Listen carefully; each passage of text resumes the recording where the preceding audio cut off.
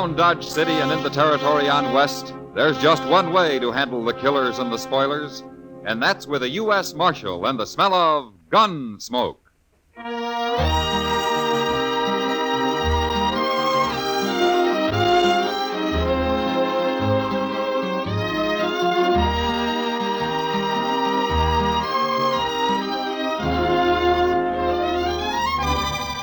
Gunsmoke, starring William Conrad. The story of the violence that moved west with young America. The story of a man who moved with it. Matt Dillon, United States Marshal.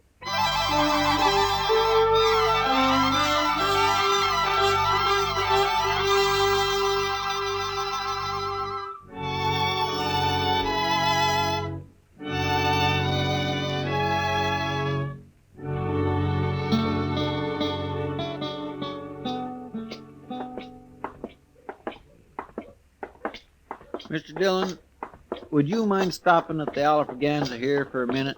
Pretty early in the day, isn't it, Chester? Oh, I don't want a drink. No? No, the barkeep's holding some money for me. I won a little last night, and I didn't want to put it back into the game. Ah, but you want to get it now so you can put it back tonight, is that it? Yes, sir, I'm afraid 'tis. Okay.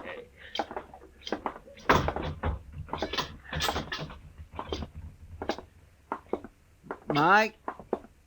Come for your money, Chester? Yep. Hello there, Marshal Dillon. How are you, Mike? Well, here you are, Chester. 3, 4, 5, 6. Thanks, Mike. Here. Buy yourself a drink. Yeah, I sure will. See you tonight, Chester. Sure. Excuse me. Yeah. I heard the bartender call you Marshal Dillon. Well, that's right. I got something to tell you, Marshal. Go ahead. It's important. Okay. You're going to die, Marshal. Who are you, mister? Wilbur Hawkins. I'm a whiskey drummer. First time I've been to Dodge, though. I worked around St. Louis till they sent me out here. Liked it better in St. Louis. There are lots of important people there. Wait a minute. What are you talking about? You're going to die, Marshal. I heard them saying so. You heard who saying so? Well, I don't know their names. It was dark, and they weren't there long. I didn't dare say anything, or they'd have known I was listening. And then, of course, I'd never heard of you till just now, that is. You're not making much sense, mister. Oh, it makes sense, all right.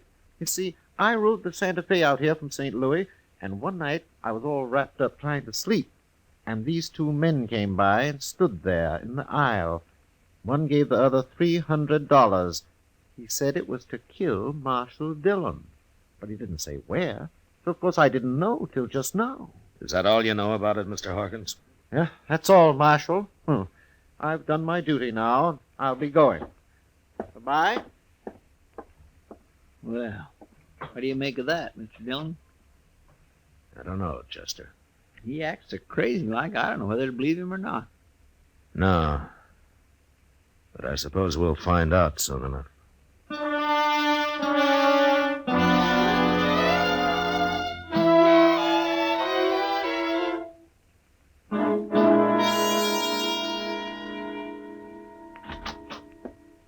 The prisoner's sound asleep already, and it's only just got dark out, Mr. Dillon. Well, he's got nothing else to do till Tom Smith gets here. Is that who you're holding him for? Well, I thought I told you, Chester. Yeah, but Tom Smith's sheriff of Tascosa, ain't he? Sure. Why? I thought this fellow was wanted in Abilene. No, they never heard of him in Abilene. That's why I wired Tom. Well, I'm going out back for a minute, Chester. I think I left my new bridle on the hitching rail out there. Yes, sir. Well, I better get this place swept up a little, Mr. Dillon. That's a good idea.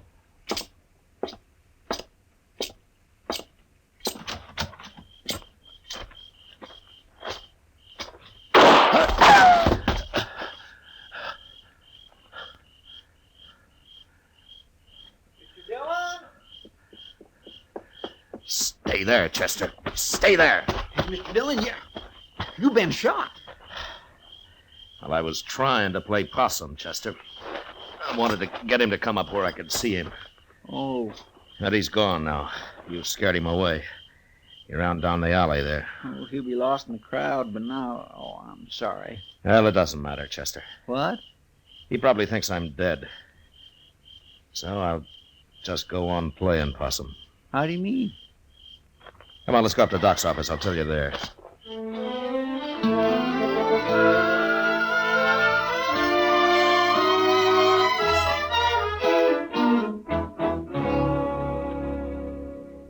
What'd you say that whiskey drummer's name is, Matt? Wilbur Hawkins, Doc, but you never heard of him. This is his first time in Dodge. Well, you think you'd have sense enough to have followed those two men to find out who they were. Yeah, he was probably scared to death, Doc. Yeah, and anyway, he kind of acts like he got hit by lightning somewhere. Even when he's standing still, he gives you the feeling that he's sort of walking sideways like a crab, if you know what I mean. No, I don't, but I'd sure think twice before asking you to explain, Chester. Well, what is it you have in mind to do now, Matt? Nothing, Doc. Nothing? No, Chester's going to do the work for a while. I'm just going to sit up here in your office and wait. Wait? Wait for what? Well, when Chester spreads the word around that I'm dead, whoever wants me that way is going to make his play. He'll come right out into the open and do whatever he's got planned. And then I'm going to give him a little surprise. Oh, Mr. Dillon, that's a wonderful idea. Now, why didn't I think of that? You better get going, Chester. I'm kind of anxious to meet this man. Him and his gunman. Yes, sir. But only one thing. Ain't the boys likely to run a little wild when they hear you're not around to keep the lid on things? Yeah, they might. But we'll have to take the chance. Okay, sir. I'll get started.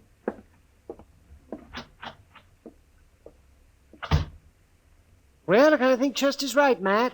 There's a lot of men in Dodge who are just waiting for an excuse like this. If it gets too bad, I'll just have to come to life again. Tell me something, Doc. What are you going to do to entertain me while I'm waiting up here, huh?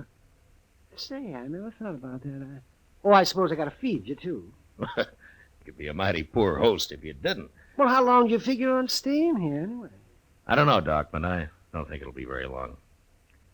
Now, you want to play a little cribbage, or would you rather fix supper first? Well, you're the first dead man I ever saw with an appetite. Well, I'll go get the cribbage board, but I'm making no promises about supper.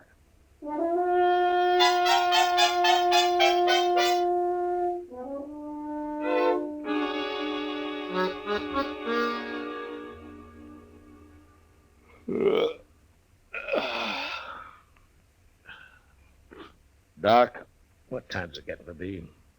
Let me see. It's nearly midnight, man. Yeah. How long are you going to wait up? Well, till something happens, I guess. Chester will let me know. Town seems quiet enough so far. Maybe nothing's going to happen. They didn't try to kill me just for the fun of it, Doc. No, I guess not, man.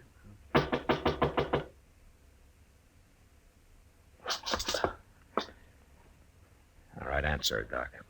After I get to the back room. Maybe it's a patient. I'll be holding a gun on him anyway. I'm coming. Kitty, what are you doing here this time of night? I might tell you if you ask me in, Doc. Well, of course. Come in. Where's the corpse, Doc? What's that? The body. I expected to find him all laid out. Oh, you mean Matt? You, don't seem too upset about the corpse, Kitty. Oh, all that talk didn't fool me. Just didn't make sense, Chester running around telling everybody you've been killed. No, why not? I know Chester too well. If you were dead, he wouldn't be acting like that. No, I guess he wouldn't. Where is he, anyway? I haven't seen him for a couple of hours, but most everybody else believes it, Matt. Now they do, huh? Mm-hmm. Good. I don't know what you're up to, but I figure someone's been trying to kill you. Is that right? Yeah? Ambush, Kitty. That's not the way he's telling it, Matt. Not the way who's telling it. I never saw him before, but there's a man standing at the bar of the Texas Trail bragging about outdrawing you. You mean he's admitting he killed me? I kind of thought you'd like to know. That's him, Matt. This is what you've been waiting for. Is there anybody with him, Kitty? No, he's alone as far as I know. Anyway, you better come to life again, Matt. There's going to be trouble if you don't. There hasn't been any trouble yet, has there? No, but they're working themselves up to it. Yeah. Well, maybe I better not wait any longer. But I'd like to take that gunman's employer along with me, though. You can find out who it is, Matt. Beat it out of him. You better come with me, Kitty, so you can point this man out. Yeah. And you take cover in case he wants to fight. Any man who's coward enough to shoot you in the dark isn't going to face you now, Matt. Yeah, maybe not, Doc, but you never know.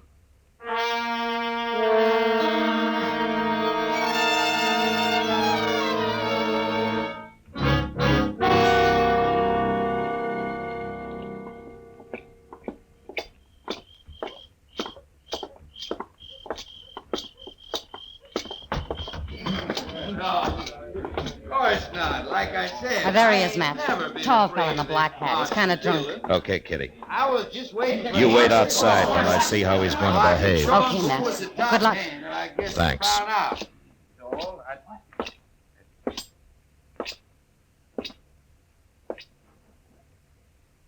I'm Marshal Dillon, mister. Oh. Who are you? I'm Tom Rogers. I thought you was dead, Marshal. I changed my mind. What do you want? You've been bragging about shooting me. Just talk, Marshal. I didn't mean nothing by it. I was just talking. Mm-hmm. Kind of dangerous talk, don't you think? Everybody said you was dead. Well, I was waiting for you to come out of your hole, Rogers. You know, I don't like getting ambushed. Marshal, I never even seen you before. I didn't ambush. All right, turn and face the bar while I take your gun. Go on. I ain't gonna try nothing. You got the wrong man, Marshal. Okay, you can turn around. You can't arrest a man just for talking. The jail's right across the street, Rogers. You lead the way. Well, it was just talk, I tell you. You can't prove nothing. Get going. Well, I swear I didn't try to kill you, Marshal. Straight ahead, Rogers. When we get there, you're going to do some more talking. I want to know who hired you. Nobody hired me. I ain't even got a job.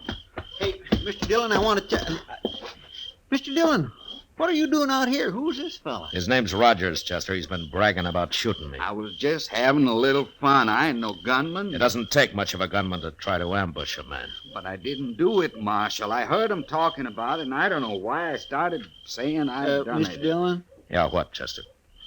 Mr. Dillon, I was on my way up to Doc's. I was coming to tell you something. Well? I've been over at the Alafraganza. I declare I just don't understand it. Well, say it, Chester. Yes, sir. Well, there's a fellow over there, and he's been bragging about shooting you, too. What? Yes, sir, that's right.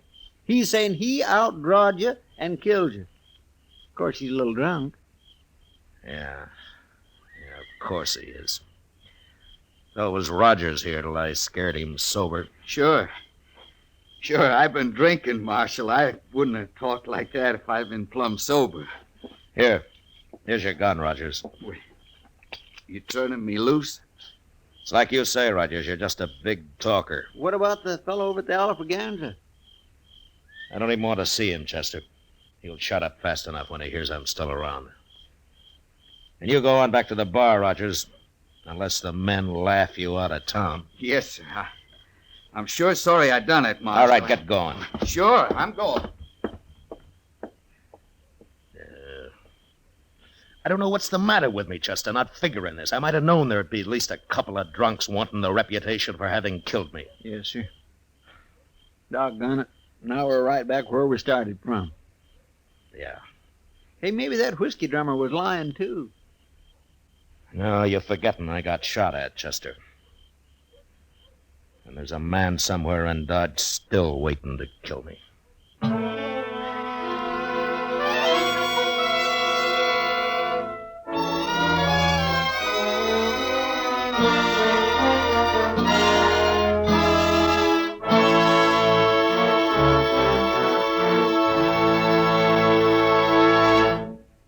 We will return for the second act of Gunsmoke in just a moment. But first, this Monday night on most of these same CBS radio stations, hear Ida Lupino and Edmund O'Brien in the stirring screenplay adaptation of The Star on the Lux Radio Theater. It's a hard-hitting drama about a has-been who attempts a comeback in a juvenile role. This will be Lux Radio Theater, drama at its best, Monday night at the Star's Address. Now the second act of Gunsmoke.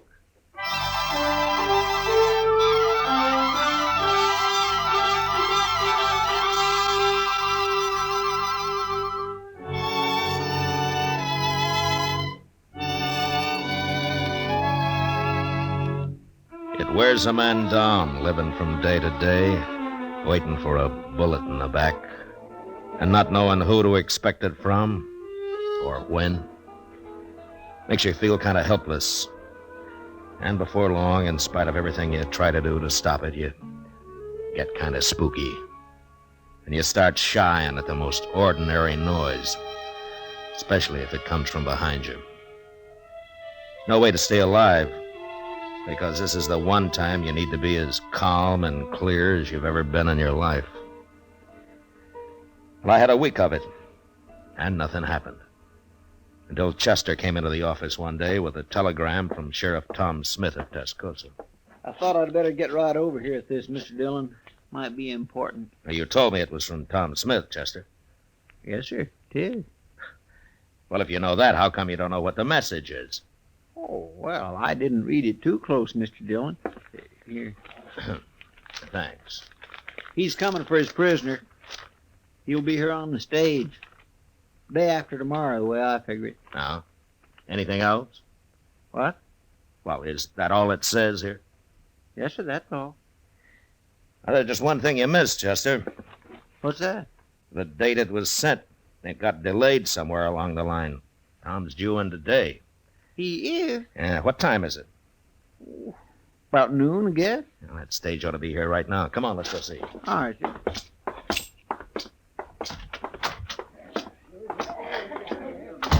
Well, there it is, Mr. Dillon. Must pulled in just a minute ago. I don't see no passengers, though. Well, that may be because they haven't got out yet, Chester. Yes, sir. Oh, here they come. Ain't that Tom Smith? Yeah, that's him. Who's that other fella? He looks kind of familiar.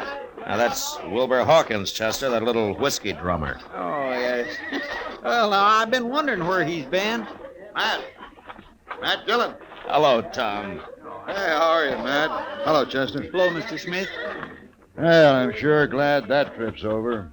Next time I'll come horseback. Now, the stage is easier when you're taking a prisoner back, though. Yeah, I guess you're right at that, Matt. And I hope you still got him. I'd hate to make this trip for nothing.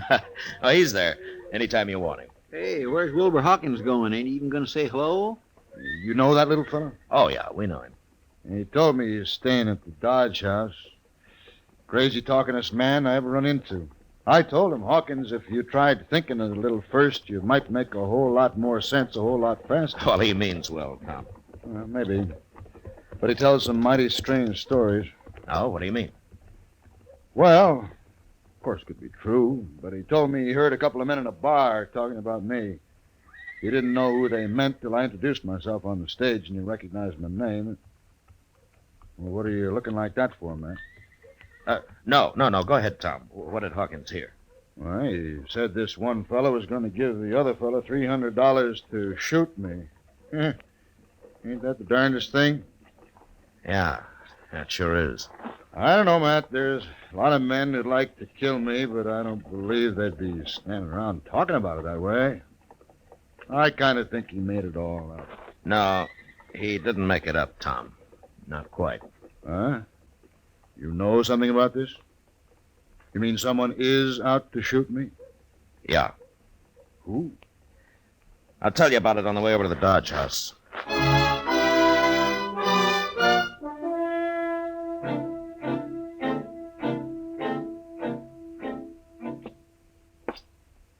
You wait here, Chester, just in case he gets past us. All right, sir. He ain't gonna get past us. But I can't figure, Matt. Why Hawkins would want to kill you and me. Now, that doesn't make much sense, Tom. Now, here it is.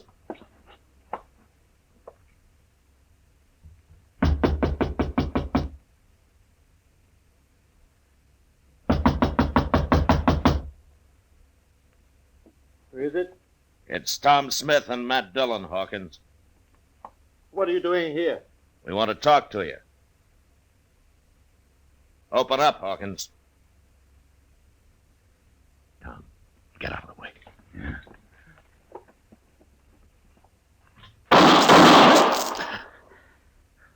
How'd you know he was going to shoot, Matt? And I just sensed it, I guess. Look, I can kick that door open with 1 foot. Then you cover me. All right, you ready? I'm ready. Okay. I'll kill you! You kill him, Matt? Well, I tried not to.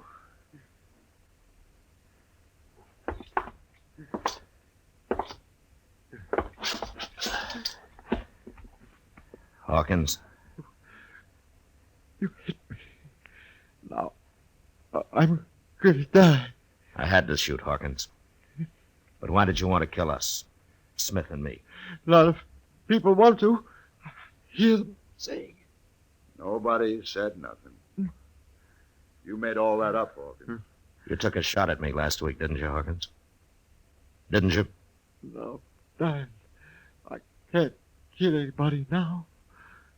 Why? Why did you want to, Hawkins? Tell me. I killed other men. Important men. I told them about it first. And then I killed them. But why, Hawkins? I don't know. I had to. I had to do it. Die.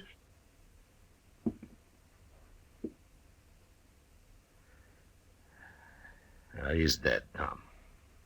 Matt, what the devil was he talking about? I don't know.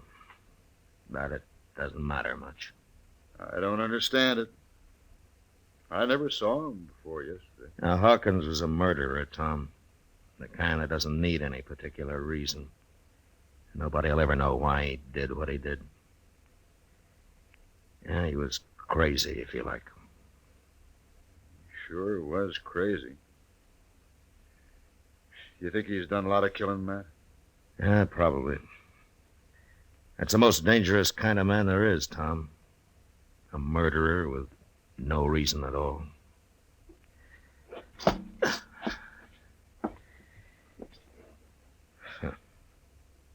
Innocent-looking little whiskey drummer.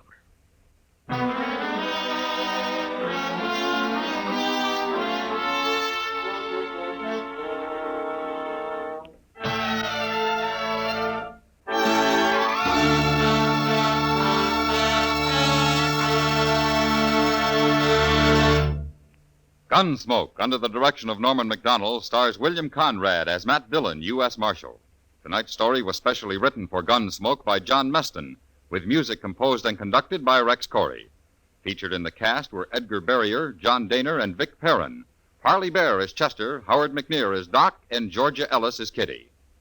Join us again next week as Matt Dillon, U.S. Marshal, fights to bring law and order out of the wild violence of the West in Gunsmoke.